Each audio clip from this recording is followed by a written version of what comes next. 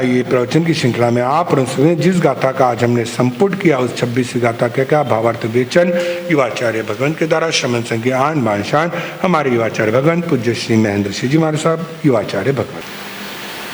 चरम तीर्थंकर शासनपति शमन भगवान महावीर स्वामी अरिहंत परमात्मा श्री सिमंदर स्वामी भगवान परम श्रद्धे परम उपकारी प्रातः स्मरणीय पूज्य गुरुदेव आचार्य भगवान श्री आनंद ऋषि जी महाराज साहब वर्तमान आचार्य सम्राट आत्मज्ञानी सदगुरुदेव परम श्रद्धे परम वंदनीय डॉक्टर श्री शिवमुनि जी महाराज साहब आदि समस्त ऊर्जा पुरुषों महापुरुषों पूज्य वरों के पावन स्मरण एवं चरण को वंदन नमन।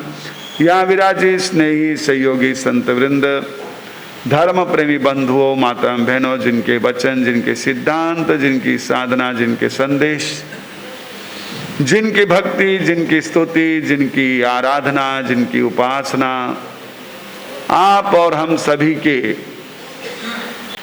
आस्था को निर्मल बनाने वाले ऐसे परमपिता परमात्मा तीर्थंकर प्रभु के प्रति आप सभी के भीतर में रहे आस्था का हार्दिक अभिनंदन। तुभ्यम नमस्त्रिभुवनार्ति हराय नाथ, हे परमात्मा तुम्हें नमस्कार है। तुभ्यम यानी तुम्हें। संस्कृत व्याकरण में नमः स्वस्ति स्वाहा इन शब्दों के लिए जो भी संज्ञा का प्रयोग होता है उसकी चतुर्थी लगती है। चतुर्थी विभक्ति प्रत्येक के नाम है। पहली कर्ता, द्वितीया कर्म, तृतीया करण, चतुर्थी संप्रदान।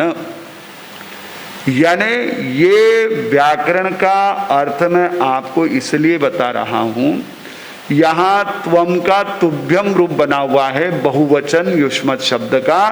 तुम्हें नमस्कार है। ये नमस्कार क्या है? संप्रदान। ये कर्म नहीं है, ध्यान रखना। कर्म और संप्रदान में फर्क है। कर्म होता है करना, उसमें हमारा कर्तृत्व होता है, और संप्रदान होता है दे देना। नमस्कार ये हमारा अहं का दान है। ये हमारे भीतर में रहे हुए अनेक प्रकार के ऊहापोह का दान है। नमस्कार हो। विकारों से घिरा जीवन तनिक तो चैन पाएगा। दिखे सतपथ हो जिनसे मन सजग वो नैन पाएगा। कि जब प्रभु नाम सुमिरण ले अमिय का आचमन होगा। तिमिर को भेद कर मन में किरण का आगमन होगा। प्रभु की प्रार्थना छेड़ो मधुर वातावरण होगा। अभी मौसम चल रहा है देने वाला। कोई कुछ दे रहा है, कोई कुछ दे रहा है। जैसे ही ये पूनम समाप्त हो जाती है, आप लोगों के आसपास में ये सारी क्या होती है, क्रियाएं प्रक्रियाएं शुरू हो जाती है। माना व्याने माने इन्हें देनो, हमको उनको देना है, त्यांना द्यायचं यांना द्यायचं, चालू हो जाता है। ये देने वाला है, लेकिन हमारा वास्तव में दान क्या? हमारा वास्तव में दान है हमारे कर्तृत्व भाव का छोड़ देना, हमारे अहम को छोड़ देना। इसीलिए तो कहा तुभ्यम नमः। हमने कल देखा बुद्धि विकास के लिए जैसे अपने अज्ञानता को स्वीकार करना जरूरी है, वैसे ही हमें परमात्मा के समक्ष झुक जाना, कर्म नहीं समर्पित हो जाना, ये भी उतना ही महत्वपूर्ण है। किन्हें नमस्कार है?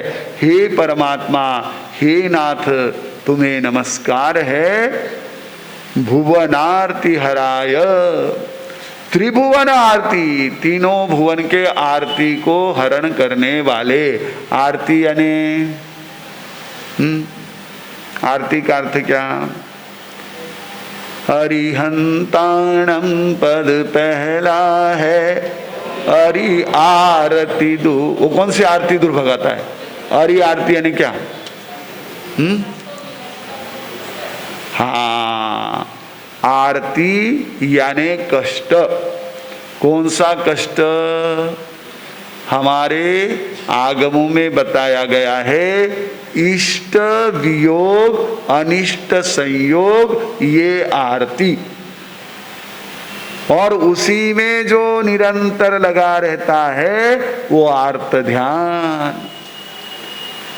इष्ट संयोग, जो मुझे अच्छा लगता है वो मुझे मिल जाए, वो मुझे मिल जाए, वो मेरे पास ही रह जाए, उसका प्राप्ति का और उसके संरक्षण का विचार होना। ये मुझे मिलना चाहिए, ये मुझे मिलना चाहिए, ऐसी जगह मिलनी चाहिए, ऐसा भोजन मिलना चाहिए, ऐसे कपड़े मिलने चाहिए, ऐसी वस्तु मिलनी चाहिए, अनेक प्रकार के ऐसी व्यक्ति मिलनी चाहिए जो मुझे बहुत अच्छी लगती है, प्रिय है, वो मेरे साथ रहनी चाहिए। ये इष्ट संयोग, ये क्या है? आरती है। ध्यान रख लेना। आपको लगता है नहीं महाराज साहब मैं तो शुभ विचार करे, वो मेरे साथ चाहिए, मेरे साथ हो, मैं आनंद लूं, बात अलग है, पर चाहिए। ये इच्छा मेरे अंदर जाग गई, मेरी तकलीफ शुरू हो गई। इच्छाएं अंतहीन है और इच्छाओं के कारण होने वाला कष्ट भी, हाँ, उसका अंत नहीं है। जैसे जैसे इच्छा होगी, एक इच्छा पूरी होगी, नई इच्छा शुरू होगी। इसलिए इच्छा पूर्ति में सुख मानने की भूल नहीं करना। परमात्मा हमारे इच्छा पूर्ति की जो अनादि काल की प्रवृत्ति है, उस प्रवृत्ति को हरण करने वाले हैं। मुझे ऐसा चाहिए, मुझे वैसा चाहिए, आज सब तकलीफें इसी के पीछे हो रही है। आप देख लो, लड़के लड़कियों के आपके यदि संबंधों में सबसे बड़ी बैरिकेड कुछ है, सबसे बड़ी हर्डल कुछ है, सबसे बड़ी बाधा कुछ है, माने यो चाहिए, माने वो चाहिए, माने इसो चाहिए, माने उसो चाहिए, वही सब तकलीफ का कारण। ये इष्ट संयोग और अनिष्ट वियोग, वो चौको को नहीं, वो मत चाहिए, वो नहीं चाहिए, ये भी तकलीफ का कारण है। हमने किसी को हमारा जो अनिष्ट है उसको कह दिया, पहले इसको हटाओ, पहले इसको हटाओ, इसको मेरे सामने से हटा दो, ये तो चाहिए ही नहीं, इसको मैं चाहूंगा ही नहीं। अब आ ही गया, होता ऐसा ही है। हमने कई जगह देखा है। एक हमारे परिचित बहन हमको मिलते रहते हैं, वो उन्होंने कहा हमारा साहब, मैं अपने कुंवारेपन में अगर कोई, छोटे से गांव में रहते थे, गली में से शराबी आता था तो दूसरी गली से निकलती थी, वो उसकी बदबू भी सहन नहीं होती थी। अब संयोग ऐसा बना, पति वैसा मिला, लो अब क्या करो, अनिष्ट भी हो, फिर वो क्या करूं, ये वो उलझन उला हो नहीं। ये हमारी आरती है, तीनों भुवन की आरती इसी में है। वो चाहता है जो उसको पाने की कोशिश करता है, और जिसे नहीं चाहता है उसकी प्रति घृणा, तिरस्कार, द्वेष का भाव रखता है। पीड़ा यही है, तीनों भुवन की कष्ट यही है, तकलीफ यही है। इस तकलीफ को दूर करने वाले हे परमात्मा, हे नाथ, तुम्हें नमन है, तुम्हें वंदन है। तुभ्यम नमस्ते भुवनार्ति हराय नाथ, तुभ्यम नमः क्षितितलामल भूषणाय। हे परमात्मा, तुम्हें नमस्कार है, तुम इस संपूर्ण पृथ्वी तल के निर्मल ऐसे भूषण हो, शोभा हो, अलंकार हो। बाकी जो भी हम भूषण कहते हैं, आभूषण कहते हैं, कहीं ना कुछ उसमें इच्छाओं का, कहीं ना कहीं उसमें मिलावट का, कहीं ना कहीं हमारे स्वार्थ का ऐसा मल जुड़ा हुआ है। परमात्मा है जो निस्वार्थ, निस्पृह और संपूर्ण जगत के कल्याण की कामना करने वाले, कोई उनके लिए अपना पराया नहीं। ये स्थिति हमारे परमात्मा ने पाई है जब हम उनकी भक्ति करते हैं, जब हम उनका स्मरण करते हैं, जब हम उनका स्तवन करते हैं, तो हमारे भीतर भी वही स्थिति धीरे धीरे आनी चाहिए। हमने कर तो बहुत लिया लेकिन फायदा नहीं हुआ तो मतलब क्या है? आपने 1 लीटर पानी पिया पर आपकी प्यास नहीं बुझी। आपने एक थाली प्लेट भर करके खा लिया, अन्न खा लिया, लेकिन पेट नहीं भरा। समथिंग इज रॉन्ग, कुछ ना कुछ गड़बड़ है। हम कर रहे हैं लेकिन हमारे लिए उसका रिजल्ट नहीं मिल रहा है। बस तू करे सो मैं करूं, तू करे सो मैं करूं। हम इसी तरह से कई चीजें किए जा रहे हैं। मुझे कई बार विचार आता है, धर्म के नाम पर भी कई चीजें हम ऐसी करते हैं कि है वो धर्म, लेकिन उससे हमारे जीवन में धर्म का कितना प्रकाश हो रहा है पता ही नहीं है। बस एक रिचुअल है, कई क्रियाएं होती है ऐसी, केवल कर रहे हैं, उसका रिजल्ट क्या है? परमात्मा की भक्ति हमने की, तीनों भुवन की पीड़ा को हरण करने वाले, पीड़ा का मूल कारण इच्छाओं पर उन्होंने विजय पाई।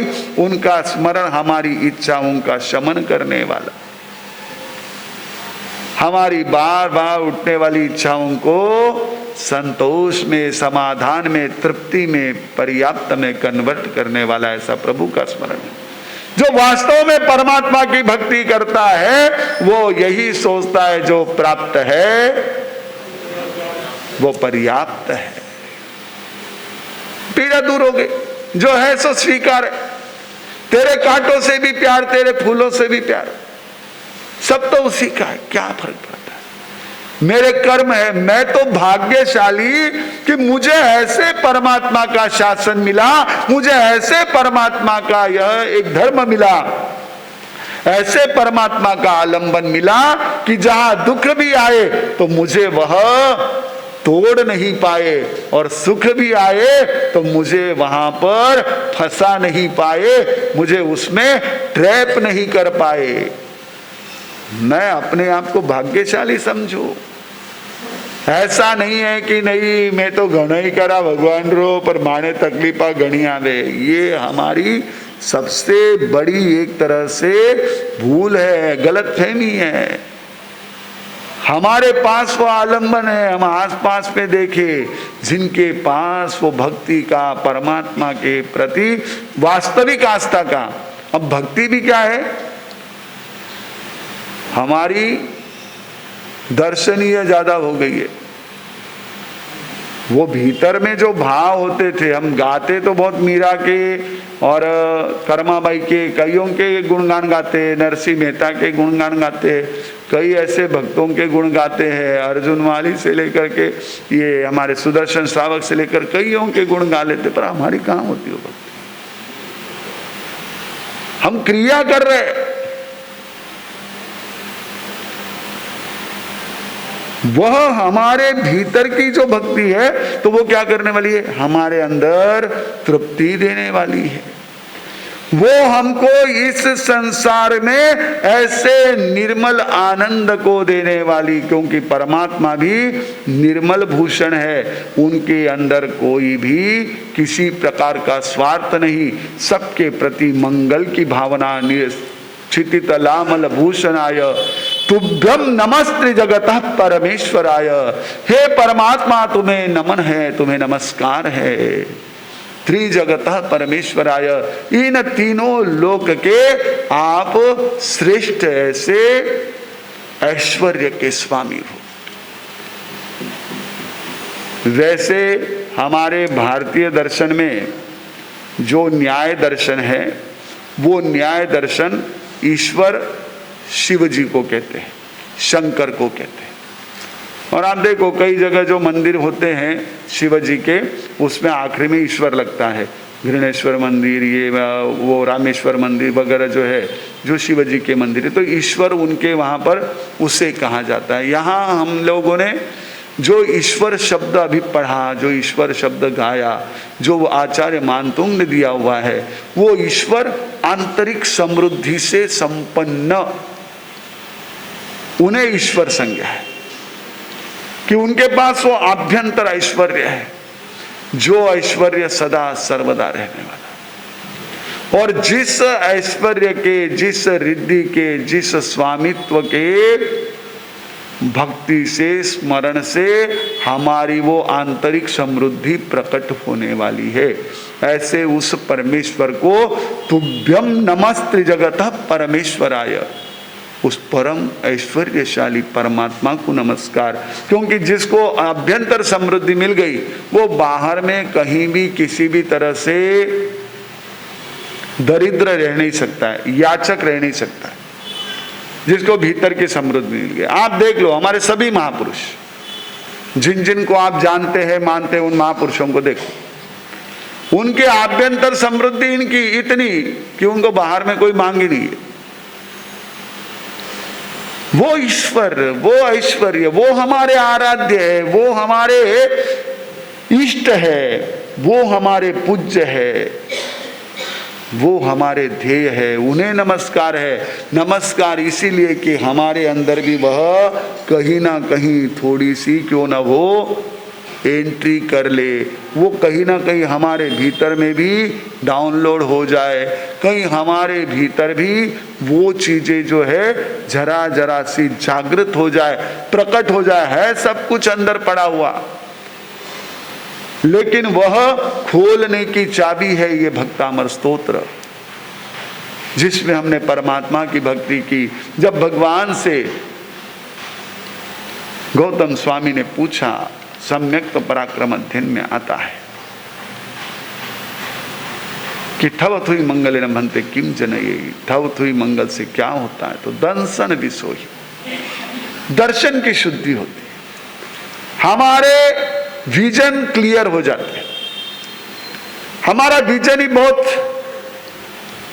डल है, बहुत हमारा विजन जो है ना, वो एक तरह से कमजोर हो गया, हमारी दृष्टि साफ नहीं है, धुंधली है। कैसी है? धुंधली। धुंधली जब नजर होती है ना, कुछ भी नजर नहीं आता। उस विजन को क्लियर करने वाली परमात्मा की भक्ति है। हम अपनी ही धुन में चले जाते हैं, हमारी धुंधली नजरों से हम संसार को नापते देखते चले जाते हैं, फिर उसी में। कल आए थे कोई दर्शनार्थी हमारे पास, वो नासिक से आए थे, तो रास्ते में कसारा घाट के वहां बहुत ज्यादा फॉग था, कोहरा था। अब उस कोहरे में गाड़ी चल रही थी, अचानक एक दो पिल्ले खेल रहे थे, एक पिल्ला आकर के गाड़ी के आगे गिरा और उसमें वो खत्म। कोहरे धुंध में ऐसे ही कौन जा रहा है कौन कर रहा है पता ही नहीं चलता। हमारी वही धुंध है। उस धुंध को हटाने का काम, हमारी दृष्टि को, हमारी अंतर्दृष्टि को क्लियर करने का कार्य परमात्मा की भक्ति करती है। तो हमने कहा तुभ्यम नमः स्त्री जगतः परमेश्वराय। वो स्त्री यानी स्त्री का शब्द नहीं है वहां पर, नमः त्रि, इन दोनों का मिलकर के नमस्त्री शब्द बना हुआ है। तो हे परमात्मा तुम्हें नमस्कार है, जो तीनों लोक के सर्वश्रेष्ठ सामर्थ्य समृद्धि के स्वामी है, इस संसार के जगत के जो स्वामी है, ऐसे परमात्मा आपको नमन है। तुभ्यम नमो जिन भवो दधिशोषणाय, हे जिनेश्वर तुम्हें नमन है, क्योंकि तुमने इस संसार रूपी समुद्र को सोख लिया है। समुद्र को सोख लेना, तालाब को भी सुखाना, ये एक तरह से काफी जद्दोजहद का काम होता है, काफी उसमें मेहनत पड़ती है, काफी उसमें आपको अलग अलग युक्तियां लगानी पड़ती है। अब समुद्र को सोखना तो, और उसमें भी संसार समुद्र, ये तो अति कठिन कार्य है। हमारे आगमों में संसार समुद्र का बहुत विस्तृत वर्णन दिया है कि ये संसार का समुद्र कैसा है। संसार सागरता में मोह जल भोग किच, मान रूप फेणता में कलशा कषाय। इस संसार रूपी समुद्र में मोह का जल है, कौन सा जल है? मोह का जल है। मोह यानी राग द्वेष, मोह यानी मिथ्यात्व, बस दर्शन मोह, चरित्र मोह। चरित्र सारा राग द्वेष में। अभी हमारा चरित्र किस में आ गया? हमारी बाहर की क्रियाओं में। या ना कपड़ा पहन रहे, या ना गोचरी पहन ले रहे, ये कहीं करे, हमारा चरित्र उसमें आ गया। आप देख लो, हमारे यहाँ पूरे 8 कर्मों के सारे भेदों में कहीं पर भी इन क्रियाओं का कोई विषय ही नहीं। वहां टोटली हमारे मोह की चर्चा है, चरित्र मोह, दर्शन मोह। आपका मिथ्यात्व हटा क्या और आपकी कषाय मंद हुई क्या, आपकी नो कषाय मंद हुई क्या, ये सारी उसके लिए प्रोसेस है फॉर दैट। पर वो भूल गए हम बाहर की चीजों में लग गए। नहीं, ये करे वही साधु, ये करे तो साधु ही नहीं, हमने यही बस हमने उसके फ्रेम बना लिए। इस फ्रेम में मिले तो चलेगा, नहीं तो वो नहीं चलेगा। अब हमने वो कर लिया, उसको क्या कर सकते। फिर लोगों में भी क्या होता है, एक तरह से अज्ञानता तो बहुत है। लोग सोचते हैं हाँ ये सही है, ये सही है। हमने समझना ये है कि मोह जो है वो 2 प्रकार का, दर्शन मोह, चरित्र मोह। आप कर्म सिद्धांत तो उठाकर देख लेना, कोई मन की बात में नहीं कह रहा हूं। बस इतना ही फर्क है कि मैं आपको कोई किताब निकाल करके उसका पेज नंबर और गाथा नंबर नहीं बता रहा हूं, बस इतना ही फर्क है। हमारे कई महात्मा होते हैं, वो ऐसी किताब निकालते हैं, मैं बोल रहा हूं जो सही है क्या गलत है देखो, ये इधर लिखा हुआ है। अरे हाँ है, लिखा हुआ है, लेकिन उसके आगे पीछे जो लिखा हुआ है वो छोड़ करके उतना ही बता रहे। छोड़ो। चरित्र मोह यानी हमारे कषाय, हमारे राग द्वेष और मिथ्यात्व, ये 2 ऐसे मोह है जिसका जल लबालब संसार में भरा हुआ है। कहीं भी जाओ ये मोह हमको एक तरह से उसमें गोते लगवाता है।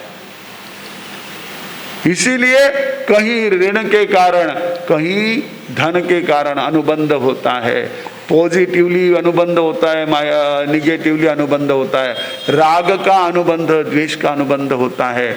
इस मोह जल को क्या कर दिया है, सोख लिया है परमात्मा ने। भवो दधिशोषणाय, संसार समुद्र का जो पानी है उस पूरे पानी को उन्होंने सोख लिया, मोह नष्ट कर दिया। इसीलिए तो वे हमारे आराध्य वीतराग प्रभु है। अब हमने भी उसी वीतराग धर्म के प्रति अपनी आस्था को सुदृढ़ करना है। आज हमने यहाँ पर हमारे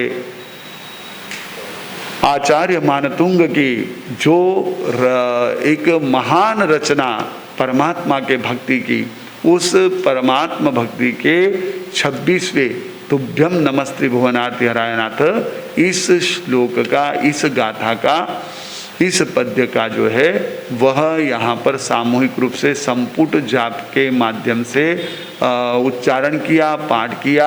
इस पाठ के उच्चारण में कहीं भी हमारे द्वारा किसी प्रकार से काना मात्रानुस्वार पद अक्षर आगे पीछे हुआ तो उसके लिए मिच्छामि दुक्कडम।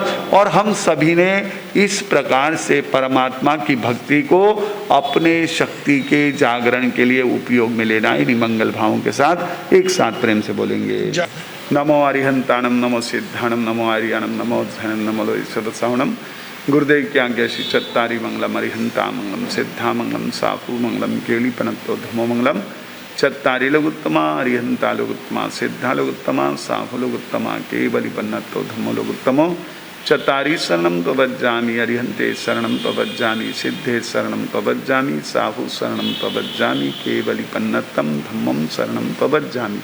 4 मंगलिक, 4 उत्तम, 4 शरणा, दुख हरणा, सुख करना, और शरण नहीं कोई जो भव्य प्राणी आदरे तो अक्षय अमर।